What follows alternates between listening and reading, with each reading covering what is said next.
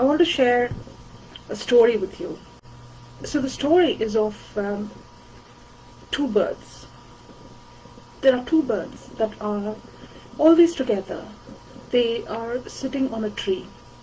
You can always find them on that tree.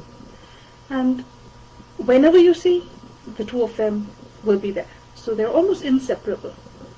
But one of the birds would sit on the lower branches and indulge in the various fruits and whatever is available, enjoy whatever it is eating.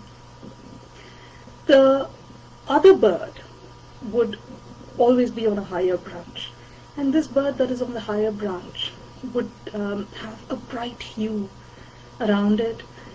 There'll be a shine, a glow that this bird on the higher branch has. So things were going on as usual, and one day this bird on the lower branch was indulging yet again and wanted to have a piece of fruit. So it went ahead and had a fruit, but that fruit was extremely distasteful. So it immediately spit that fruit out and was quite disappointed with how that experience was. It was so bad that it couldn't even get rid of the taste from the aftertaste that it left. So I then had this feeling of, oh my God, why do I even bother? The bird on the higher branch would always watch this bird and do nothing more. It'll always watch, not indulge, not do anything else, but always watch. And this bird on the lower branch, now having had this bitter taste, wondered if it is even worth all this, trying all these, and maybe it should just take it easy, take it slow a bit, and decided maybe I should be like that bird on the higher branch, and went up there to sit on the higher branch.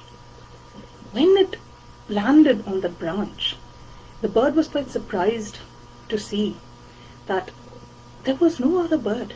There was no second bird there. The second bird was actually this very same bird. How is this story useful to us? That bird on the higher plane is said to be our inner consciousness. It doesn't get involved in the worldly things. It doesn't get involved in the struggles that we have, or the disappointments we have, the frustrations we have, or the indulgences we have. Whereas the bird on the lower plane is the more typical us, where we let our sense organs drive the quality of our life. And the way we perceive life is based on what inputs the sense organs are giving. And we create a perception, we create our life based on what inputs are coming in. And when these inputs are not the best, when they are bitter, we start feeling low. And then probably a good time to tap into the consciousness in you, which is always at a higher plane. And once you start thinking at this higher plane, you will rarely ever come down to the lower plane. What this means to us is, in practical terms, is that you are not who you think you are. You are not the dark-colored person. You are not the fair-skinned person. You are not the fat person. You are not the person that failed so many times in your business ventures. You are not the person that can't paint. You're not the person that can't sing. You're neither the person that can sing. Your identity is not what you think it is. You have a much deeper identity, and that real self, that real you, is your inner consciousness. Once you realize this, it almost feels like you're breaking the chains.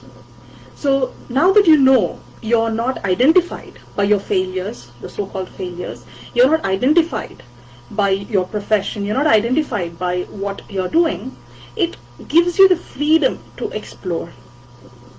Now all this while, you explore while you let your inner consciousness drive you. So the first thing that you get out of the story is that there is more to us than what we think. We seem to think at a very superficial level, and also attach some emotions to it. Like I feel very low about how fat I am or how dark I am, or we attach an emotion to that thinking as well. But all that is only in our thought. There is a higher plane, there is a higher consciousness within us, which is so devoid of all these. It doesn't have any of these prejudices. It doesn't get corrupted by your beliefs and values. Now, another advantage of having this view is that if you've ever noticed, when your friend or someone else has a problem, suddenly you become the Gyani. You become so knowledgeable and you immediately say, oh, why don't you try this and that, and you start giving solutions to them. But when it comes to your own problem, you don't necessarily have those solutions to hand. One of the reasons that is because of the detachment. All said and done, there is a certain level of detachment between you and your friend or whoever is in trouble. And that detachment helps you see things a bit more rationally and not too emotionally. The detachment gives a different perspective and it helps solve problems. Now think of your friend who needs help as the person that you think you are, and think of the one that is helping as the inner consciousness. The only difference is that both of these are here.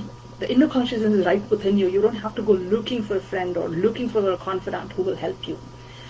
So when you start tapping into the innate wisdom in you, it helps you, it guides you, because it is detached from the worldly affairs. So I hope this story gives you something to ponder into. Although it is an ancient story from a scripture, I felt that it is still relevant for the personal development. I feel that we're all trapped in our identity. We have this identity crisis and feel like, oh, I cannot venture into this because I'll be deemed a failure. No, when I say you're more than what you think you are, you cannot be called a failure, because the real you is not who you think you really are. So it is actually more liberating. It gives more freedom. I hope you like this video and the message. I would love to hear from you, so please do leave your comments or give your thumbs up, and feel free to share with others who you think might benefit from this. I'll see you in another video. Thank you. Bye-bye.